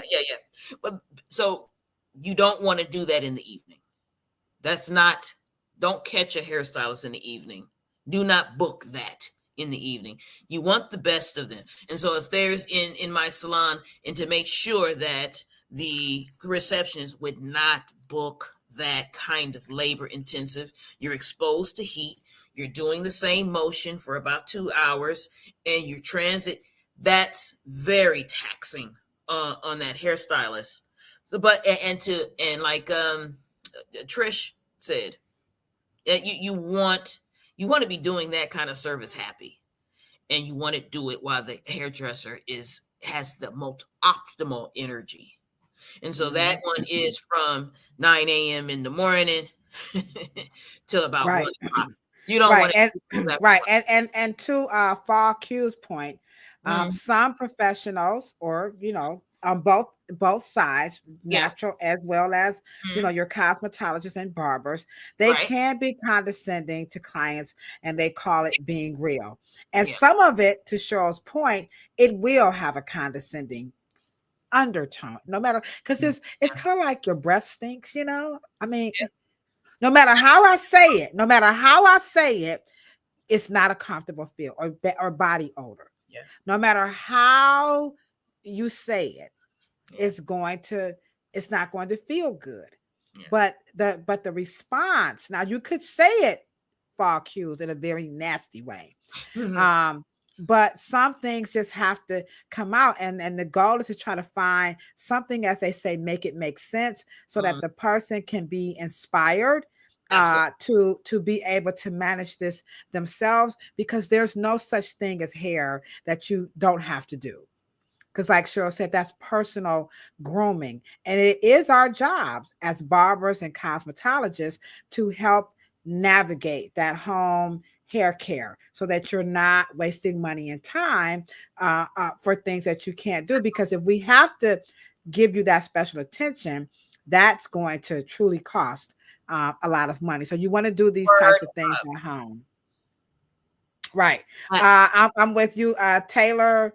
Where she is, Taylor Hatley. Here she is. It's a real thing, and it's an epidemic. Cheryl, did we not have this conversation? Come on, Taylor. Girl. No. Taylor, let me drop the bomb on you, right? See, Cheryl thought I was joking. Oh, man. We're going to have to do a part 2 on this, because we're moving almost to 8 o'clock. I'm not trying to keep Cheryl like that. But Taylor. What?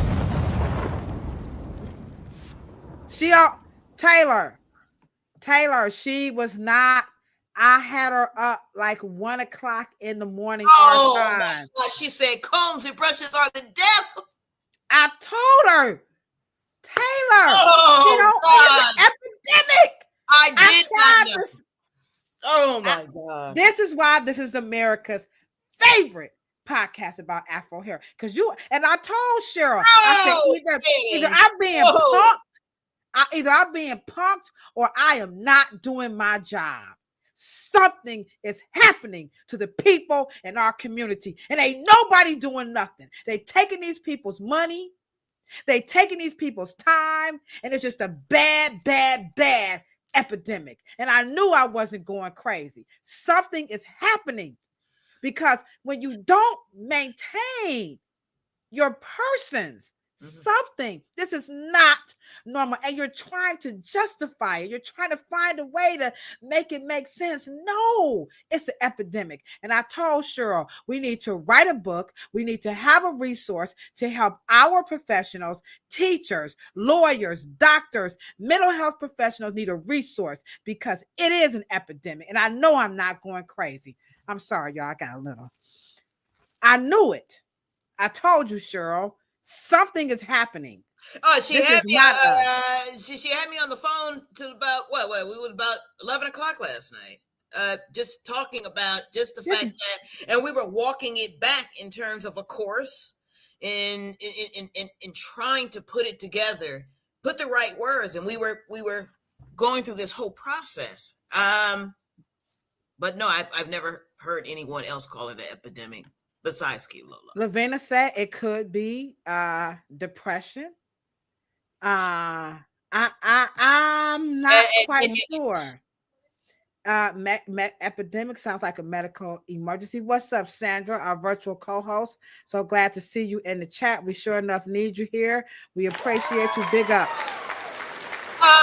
DK's been holding it down. Yeah. Right quick, y'all liking this really good. So since Sandra dropped in, thank you, Cheryl. We better go ahead on and do it because Sandra's going to tell you guys if you want to help change the narrative about the natural hair movement versus Black hair salon. Cheryl, Wike, and Sandra says do this. Pampa me on, pampa me on.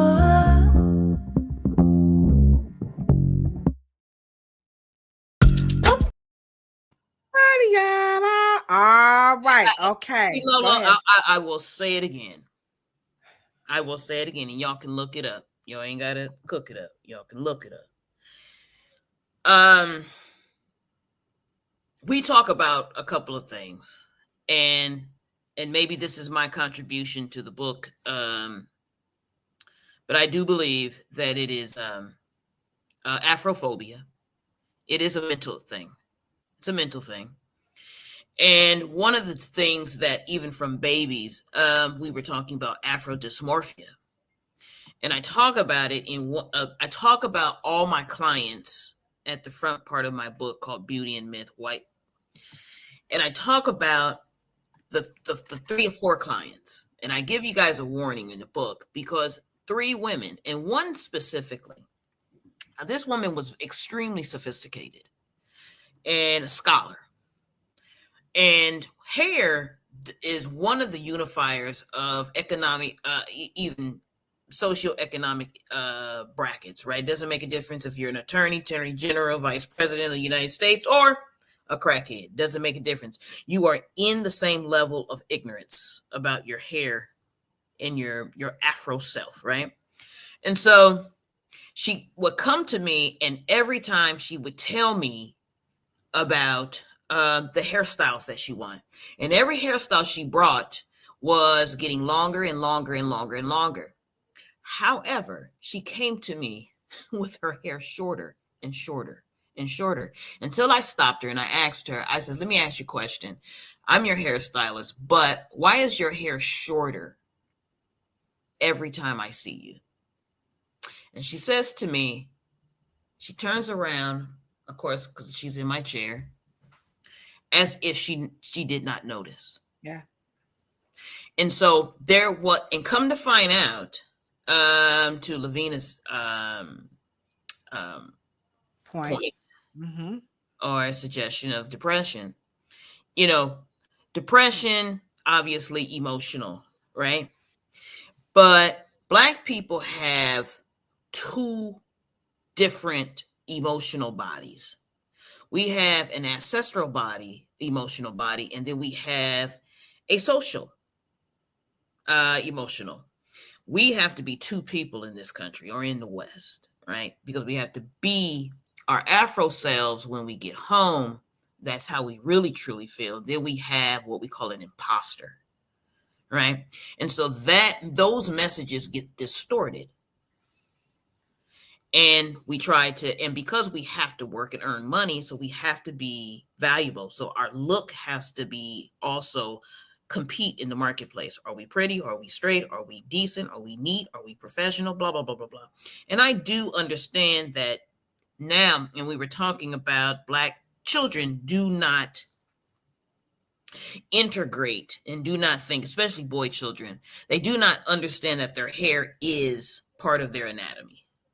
We don't put anatomical correctness or anatomical senses. We don't. Afro hair is just an other.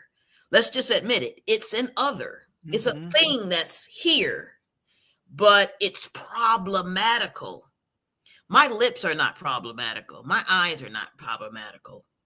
My Afro features are not problematical. The only Afro feature that's problematical, that presents maybe some environmental triggers for me, is my hair, right? And so we just gotta dig deep, people. We gotta dig deep and get our people to understand what Afrophobia is about. And I don't think we know what we're doing. I don't think we know we're doing it.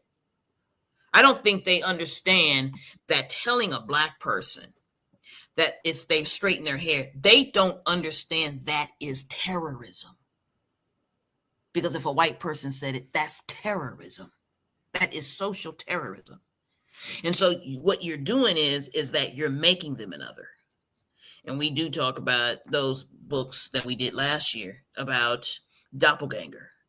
It's a real thing, but Afrophobia is a double thing for us. Afro dysmorphia is an extra thing. And I know women, black women, and then we have a double, triple threat, because culturally inside of Black America, our hair is double taxed, because now we have the gender issue.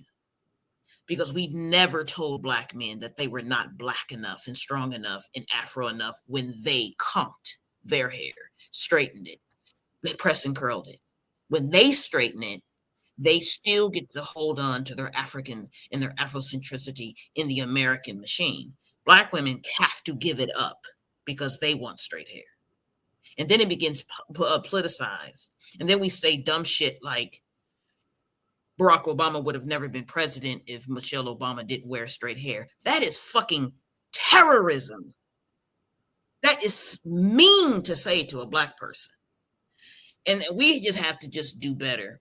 And yeah, but I think far cues is that it is sickening and it is exhausting.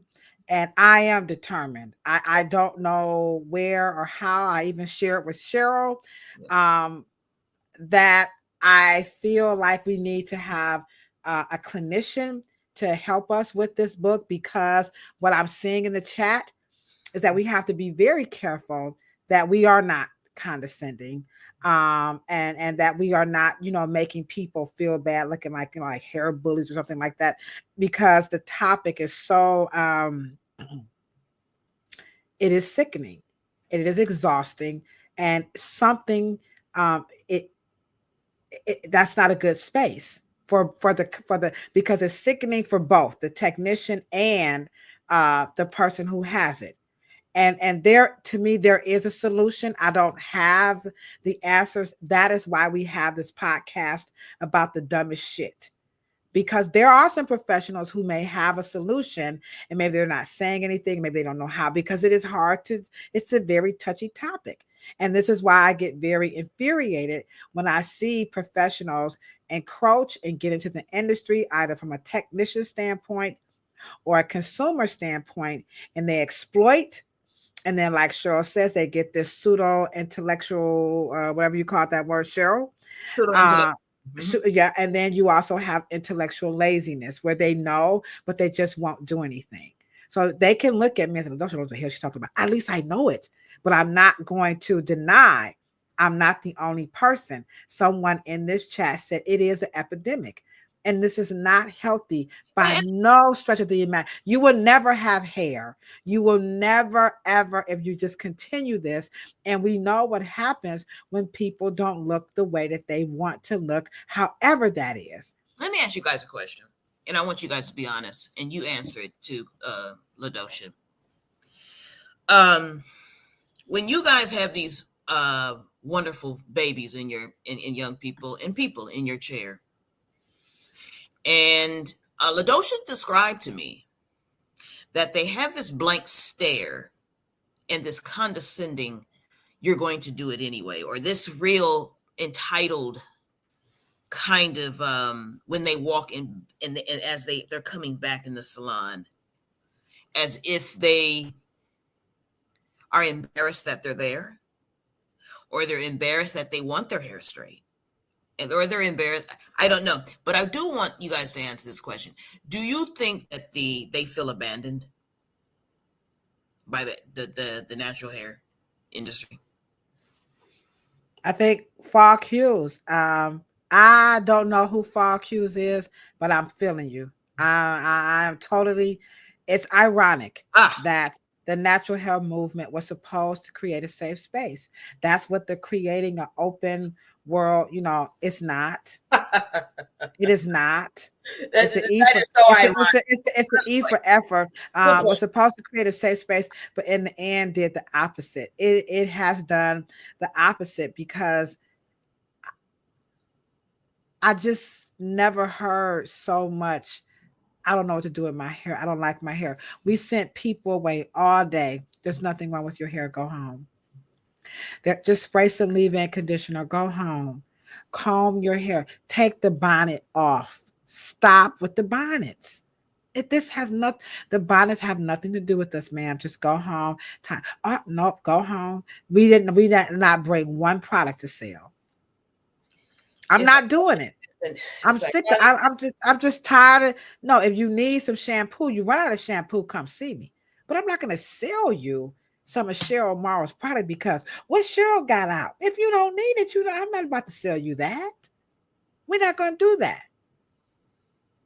So we can do better. I know it's an epidemic. I know it'd be hard pressed to call it something, but hell, Dr. Joy DeGruy came up with post-traumatic slave syndrome. And I think Afrophobia can get in that DSM-4. And let me ask you guys another question. I mean, we don't need to be putting labels on people, which I get. Right, but at the end. Yeah. And because I'm still trying to figure out the emotional issue, like what they're feeling while they're so agitated and they're so I'm gonna tell you what the agitation is. Now it's a bunch of hairstylists in the chat. There are also natural hairstylists in the chat, and I agree, I disagree. Mm-hmm. The agitation is coming in. I have to do this hair. They have been duped by this cult called natural hair, that you are going to be able to have these hairstyles that you don't have to do. Let me ask you, I have a theory. Let me try it on. And Trish, this book is for parents, clinicians, therapists, lawyers, clergy, anybody who's serious about this epidemic that Fall Q's and I are talking about. Madam Fleur, all of y'all rocking with us in the, so we all saying the same thing, but we are trying to do that. Okay. And try to pack it with not just, and to also go broader with Afrophobia, because white people in other power structures, no matter what country you're in, also practice Afrophobia. Now we ain't talking about no little book. We talking about a book, okay? A book that you can reference, okay? Just to let you guys know. Let me guys a theory. So they are angry that they even have to do it. Like they feel, but because they were told that they didn't have to, Cheryl. They were told, they were promised the protective hairstyles. They were promised the faux locks and the locks. They were promised the twist and the braids. They were promised, they paid thousands and hundreds of dollars. You had celebrities who were so embarrassed that the hair smelled so bad. That's why Taraji went and started her own hair care products. So they're not mad just because they're mad. They're mad because you told me that if I twist my hair out, you told me that if I wore a protected hairstyle, you told me that if I leave my weave in for 6 months, you told me that if my biracial child, you told me that I could put water on my hair. You told me that I could do the lowest method. You told me that I could use the lock and all the LOC method. You told me I could type it. I spent my money and my time, and I raised my children, my sons, my daughters, my adopted children. And now you're going to tell me what? I still got to comb my hair? Man, F you. You got me messed up. I was trying not to do my hair. I thought I could walk out in the world and let this hair be, and they would just leave me alone. And now you telling me this is why nobody won't date me. This is why my job is looking at me funny. This is why my scalp is itching. My scalp is burning. I got to go buy some more shit. Man, F y'all. Y'all got me messed up. That's what they're upset about. And it's an epidemic. Now, let me ask you a question. We had to do that in every era with less shit that they have to. They got more shit to choose from. Now, I'm not saying it worked, and I'm not saying it's quality, and I'm not saying that it's professional. I'm not saying any of that, but they do have choices.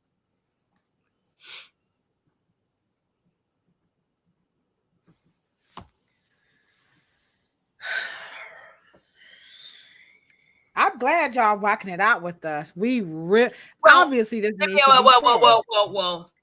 Thank you, Fall Cues. Maybe we've been here before. Not with these babies. They're angry. And I'm gonna say this.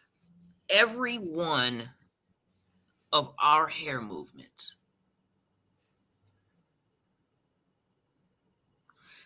have been fueled by one word, and Y2K has been fueled by capitalism. And all of our other subsequent, their predecessors, it was fueled by pride. And because I can't think of what is the anger. What's the dupeness? How do you feel duped? How do you feel used? How do you got 150 to 200 bucks worth of shit in your bathroom and you are clueless to the point where, so I want to be able to write the book from a perspective of attacking the divides, the trust gap. Mm-hmm. There's a trust gap there. That's what Trish. There you go, Trish. We're gonna try to do our best, Trish. And you know what? All these we can come back and see these comments in the chat.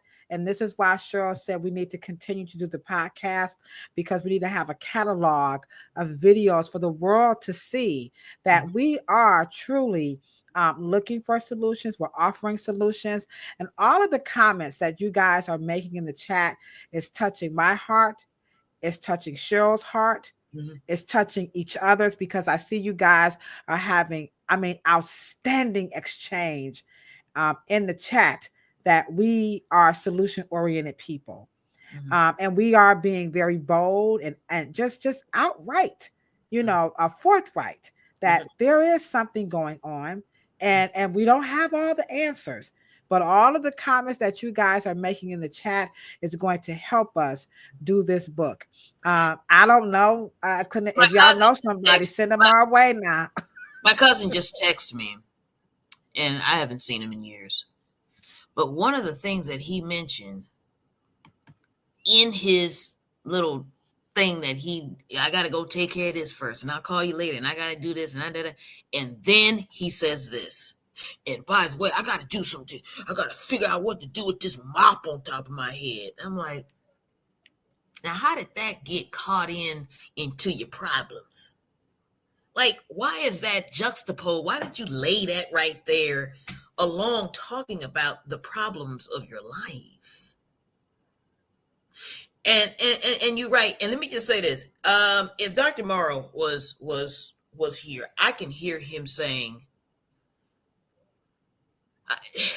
I could hear him saying, I did not do 1,000,000 miles in the sky for us to be here now.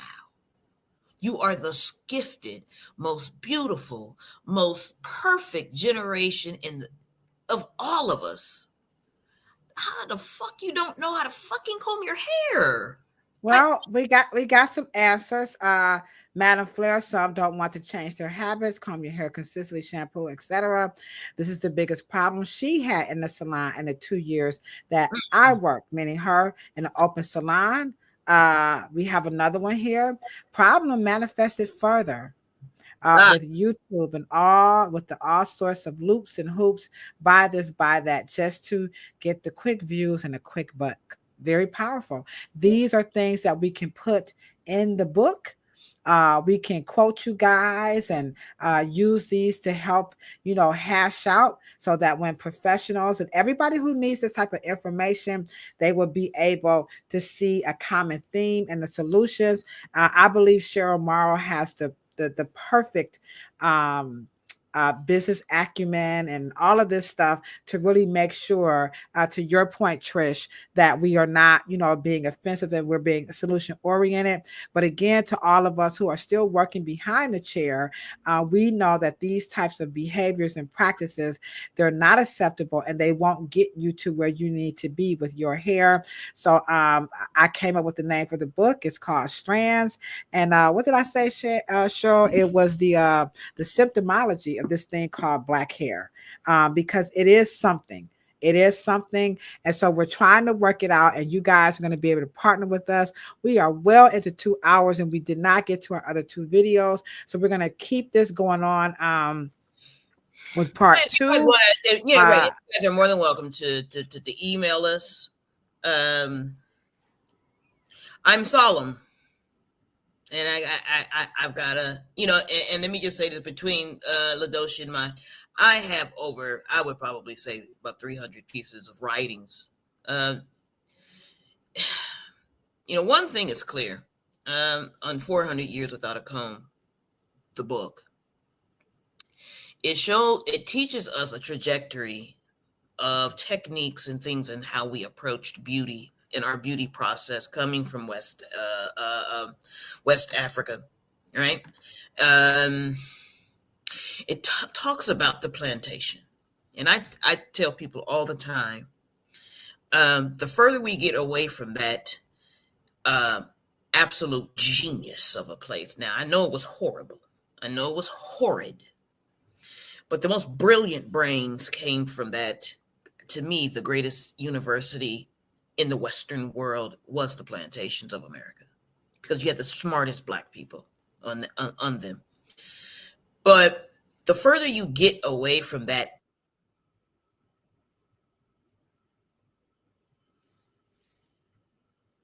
a very agitated American, they're very agitated. And I think that who was the last one? Sandra E? Who was that last message about this and that? The hoops and loops, the YouTube. Was that Sandra? Yeah, that was Sandra. There she was. Yeah. I think it's she's spot on, because this Y2K is fueled by capitalism. It also aggregated through YouTube, and everybody did the money grab and said shit that was not true. And so all of our Afro Nigeria girl and all of our others, because the other ones built Black pride and Black entrepreneurship, blackness. And in case you guys are wondering how does Cheryl know all of this, you want a source. Here it is again. Start with this one: Styling Jim Crow. Julia Black Welder. She gonna take you through it. So everything that Cheryl is saying, 100% true. I put it up there because we have some new family members in. This is a wonderful book. If you're a cosmetologist, you must have this in your arsenal of knowledge. Hopefully we're going to use some of her stuff in our book, but you must have this. And of course, then you got Dr. Morrow's book. So sure, I just wanted to squeeze that in, because sometimes people are like, well, how does she know that? What is she talking about? She's capturing it. She's going to take you through that in ways you would not believe. That's a book you will not put down, I promise you. And go to your local bookstores. Don't always jump over to Amazon, okay? Go to your local bookstores and have them bring the book, and let's support our local bookstores. I support Third Space Action Lab here in Cleveland, but in your community, go and request the book. Don't be so quick to jump on Amazon, but if that's where you got to go, so be it, all right? So get that book. And then the second part to Trish's point, the hairstylists in cosmetology, Black hair salons, and those who are now in their senior and junior expert years, we do realize, because in order to be anti, and Y2K had to be isolationist, and they had to be mean. Because they were starting over. They were starting something that was quite that never happened in Black American history.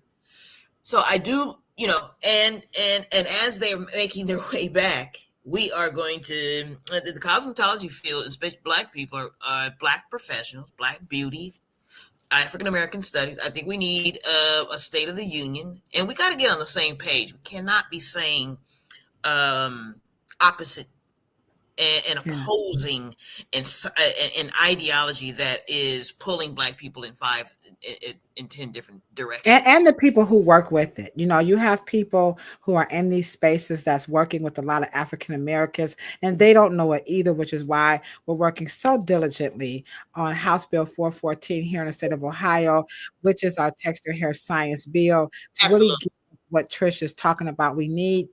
So it is 8:00. And I'm hungry. I have not ate. I've been working all day. And by the way, they're not going to find Afrophobia the way you spell this. It's at AF like Afro. Oh, Kilolo be making up stuff. Okay. All right. Let me do it. Afrophobia is a real thing. I was thinking of Aphrodite, y'all. See that European pen? Y'all see how they get you? Boy, I'll tell you, we just some trained Negroes up in here. All right. Okay, let me put it up there. Right, that was the wrong way. It is true Afrophobia, not Aphrodite phobia. Okay. Whoops. Save and show. Okay, there it is. Afro, like the actual hairstyle, Afrophobia. We're going to be back this week. Now, we have some storms here. I mean, not some storms. The weather is very, very bad. I don't know if we're going to be able to get a student on, but we still will continue in the spirit of students and the industry. Cheryl, we may have to, keep this discussion going. We have 2 more episodes on the topic. If you know of a cosmetologist, or maybe you want to share your cosmetology experience with us, your school experience or your barber school experience, send us your email. We would love to have you come on. That's this Thursday and next Thursday. We are talking about barber and beauty school experience. You could be a nail tech, an esthetician, again, a barber, a cosmetologist, even a natural hairstylist, because those schools are also open to other states. And you want to be on the show to share your experience on Thursday, email us at afrohairscience@gmail.com. And all we will need is a headshot, 3 sentences about you. And then, of course, your IG handles or all that other good stuff. You can do this from your phone or a computer. So if you're comfortable and you want to share your experience, we love to have you on, because in Cleveland, the weather's going to be like 8 below. It's going to be really bad here. So getting the parents and stuff might be a little bit difficult in this last week. So I just thought I might put that out there, Cheryl. Okay. All right, guys. Y'all stayed with us the whole time, Cheryl. Man, I love y'all. Man, we all we got. We all we got. CMP, Cash Money Brothers. We all we got. G Money. We all we got. We love y'all so much. No, absolutely. This is not easy, guys. This is very challenging, but you guys are really helping us out. Yeah. And likewise, you guys are awesome. All right. Okay. All right. So we're gonna be back. We're gonna we'll do a part 2 on this and move into the natural hair and the big chop. So we got 2 more videos on this, and then we're gonna move into the big chop. Why did they say cut it all off? So we're gonna talk about that. Eleanor, we love you. Wike, Sandra, Frida, Afro, man, Trish, Madam Flair, Lawana, for Q's. We said Wike again. We got Trish. Ephraim. Thank you so. My boss, Lavina, Taylor, come back and hang out with us again. Madam Flair, y'all come on back and hang out with us. Live, work, clean. I saw you come on through our Canadian babe. People just Hey, on that's their where, hair. You that's know where what I'm I saying? live, work, clean. I see you. I saw you live, work, clean. You thought I didn't see you. I saw you. I Everybody literally. on Facebook. Gigi, Michelle Allen, you gotta come on, Michelle. You gotta come back because you in the commercial. So you ain't got no choice, okay? But we really, really appreciate you guys. Yate, don't forget, check out Yate. She says she's on Sundays at 8 p.m. over on Instagram. So make sure, let's go ahead on and support Yate. We are not the only ones who's trying to do something about what's happening here in this industry. All right. Free, I see you too. All right. I Okay, literally thought that Key Lolo was lying about the hair combing. I really did. Dewey, I told her it's an epidemic, Dewey. All right. I try to tell her. All right. Okay, guys. You know what we say when we sign out, right? It's about a whole lot of peace. A whole lot of love. This for you, Trish, because Trish said we got to make sure we have some love in this situation. Absolutely. And I appreciate you for that, Trish. And a whole lot of hair. But check it out. If you ain't got it, don't want it, can't stand it, can't grow, you got some bald patches, listen, none of that stuff matters. I hope you guys figure that out today. It doesn't matter because, like Cheryl said, what matters is that all of you are, everything about you is beautiful. So we will be back here on Thursday, and we're going to be talking about the barber and cosmetology school experience. And you guys have a wonderful, wonderful, wonderful night. And don't forget, for King celebrate. Hey, King celebrate. Celebrate Reverend Dr. King. We doing our job, King. We trying, baby. We trying. We love you. Rest in power. Cheryl, you ready for the chit chat tonight? I'm ready.